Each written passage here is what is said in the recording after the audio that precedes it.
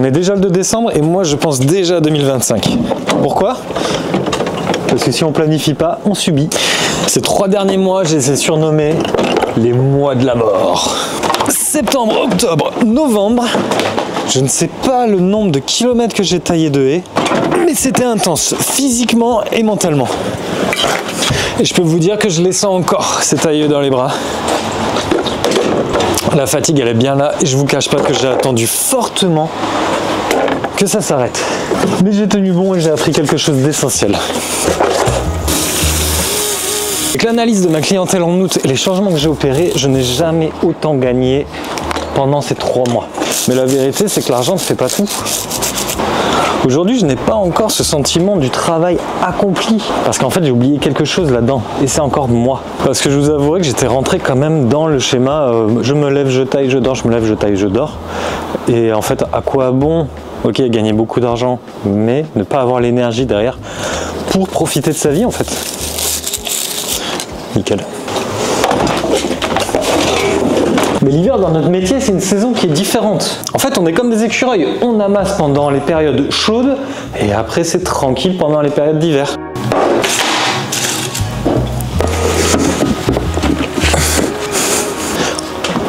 L'hiver, c'est aussi le moment en fait où je me pose pour réfléchir en fait, faire le tri, comprendre ce que j'ai fait, apprendre. Cette période, c'est le moment de prendre du recul, de me poser les bonnes et les vraies questions. Pourquoi je fais ce que je fais? Pour qui je le fais en fait? Eh bien, tout simplement pour moi, pour ma famille et pour les gens qui comptent autour de moi. Et j'ai compris que c'était pas une question d'argent. Arriver à un certain seuil, c'est pareil. Que vous gagnez 500 000 € de plus, votre vie elle change pas et au contraire vous avez plus de travail. En fait, le problème qui se pose, c'est la qualité de vie. En fait, ces derniers mois, ils m'ont surtout appris à me rendre compte à quel point il est facile de se laisser déborder super vite. Ici, je marque les clients qui sont à venir, ce que je dois faire. Et pendant des semaines, ça n'a pas baissé. C'était très frustrant et très stressant. Donc j'ai travaillé dur, j'ai tout donné et j'ai aussi réalisé que je commençais à être bouffé par mon travail. J'ai dépassé les 100 clients durant ces 3 derniers mois. Et 100 clients, c'est énorme à gérer. Et je me rends compte qu'en fait, pour bien vivre, je n'ai pas besoin de ça. Mon objectif 2025 est super clair. Je veux continuer à bien gagner ma vie sans sacrifier mon temps, sans sacrifier ma santé et sans sacrifier mon bonheur. C'est là que la planification entre en jeu. Quand on planifie, on contrôle. On sait où on va et surtout, on sait où ne pas aller. Trop peu cher, trop gentil, trop de clients, trop débordé. Je comprends que dans les débuts, tout ça, ça fasse partie du jeu. Vous avez un peu votre désert à traverser comme tout le monde. Et je vous avouerai que je continue à le traverser. Mais à un moment, il faut savoir travailler avec ses acquis, avec tout ce qu'on a pour améliorer sa vie. Et parfois, pour y arriver, il faut savoir voir les choses différemment. Vous pouvez soit être la mule de votre travail,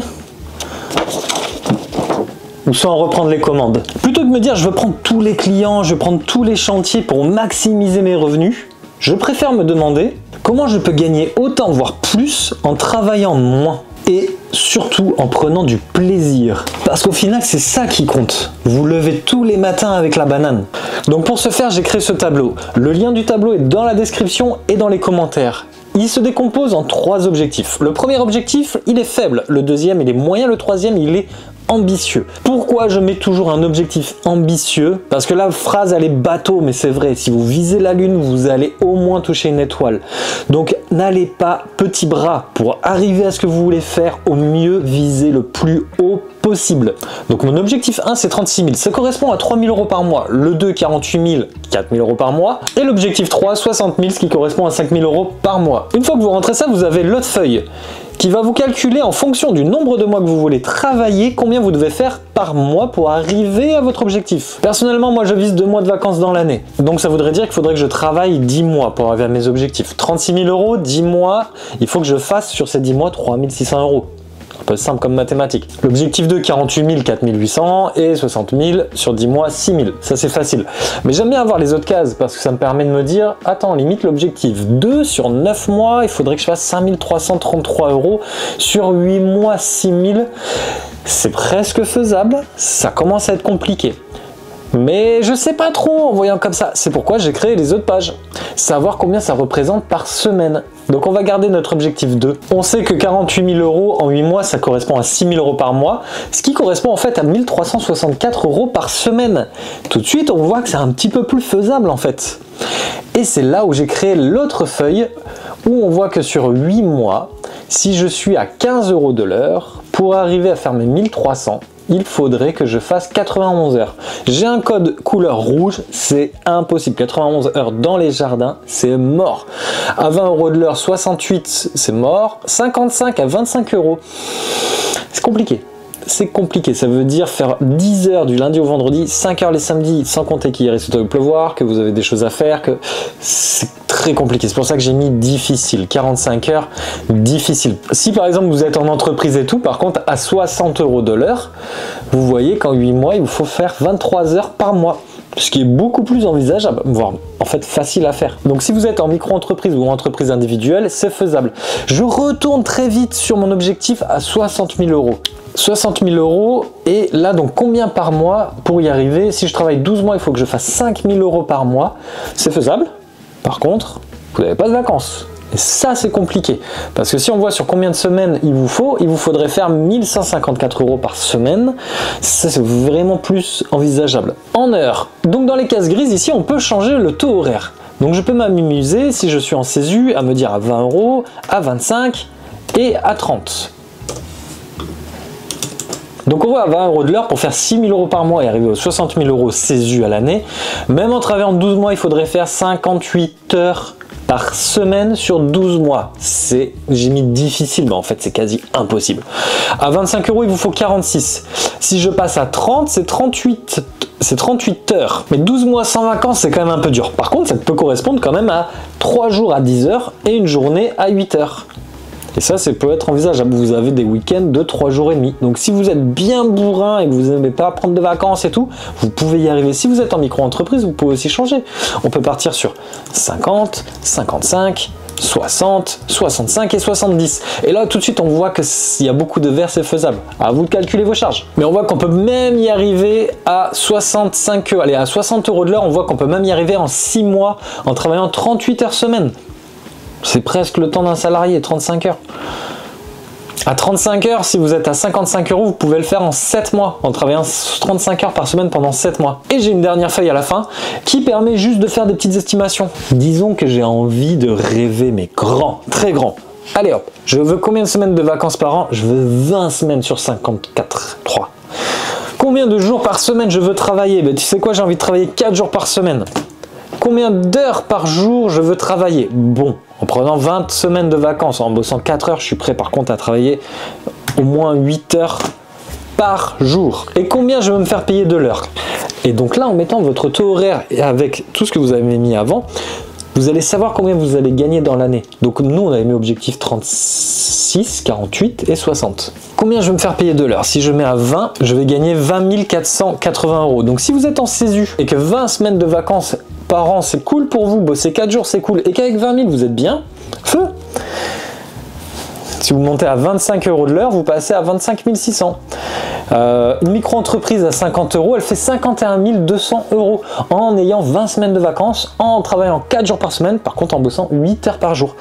Vous voyez à quel point ces outils-là peuvent vous permettre de mettre en place des stratégies et de mieux savoir où vous allez en fait. Qu'est-ce que ça représente votre taux horaire? Comment vous pouvez prendre des vacances? Combien vous pouvez mettre de côté? Je me répète, si ce tableau vous intéresse, vous avez le lien dans les commentaires. Sinon, vous pouvez en tout cas le créer vous-même.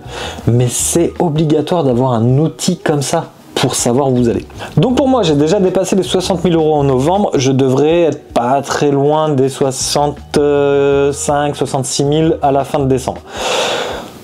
Mais je ne veux pas refaire cette année, en tout cas pas de la même manière. Donc grâce à mes tableaux, je vais essayer de trouver la meilleure manière pour moi et avec les clients que j'ai d'arriver à refaire 60 000 euros sur l'année prochaine, mais en ayant beaucoup plus de vacances, en travaillant moins par semaine.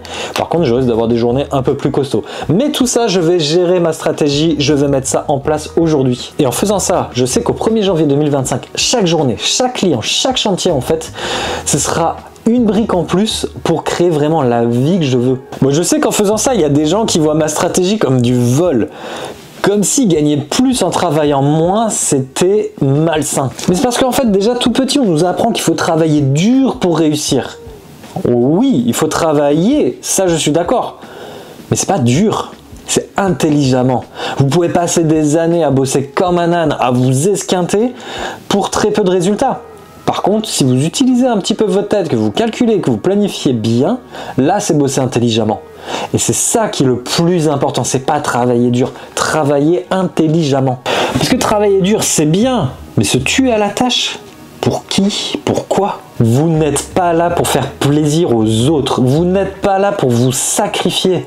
Vous êtes là pour subvenir à vos besoins, pour prendre soin de votre famille, pour vous épanouir, pour être heureux tous les matins d'aller travailler. Et bien sûr, faire un travail de qualité. Parce que tout ce que je dis, ça ne veut pas dire faire n'importe quoi. Hein. C'est pas du tout. Si vous comprenez ça dans mon message, c'est que vous n'avez rien compris.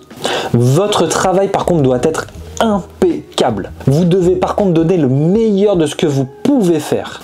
Mais si par contre vous ne reconnaissez pas votre valeur là-dedans, ne vous attendez pas à ce que ce soit quelqu'un d'autre qui la voit en fait. Ça c'est votre boulot à faire, personne ne le fera pour vous. Et je sais de quoi je parle. Je suis passé de quelqu'un qui avait peut-être pas assez confiance, qui ne percevait pas assez sa valeur, peut-être un manque d'estime de moi, à quelqu'un qui a vraiment compris ce que j'amenais. Je comprends, je suis un produit et je connais ma valeur de mon produit, je connais la valeur de mon travail.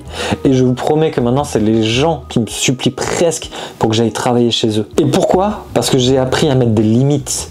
J'ai appris à savoir ce que je valais, ce que je voulais. J'ai surtout appris à être sélectif. Savoir aussi pour qui je travaille. Donc si vous pensez encore que cette stratégie c'est du vol, d'un, je vous prouve le contraire, et de deux, bah ok, faites comme vous voulez.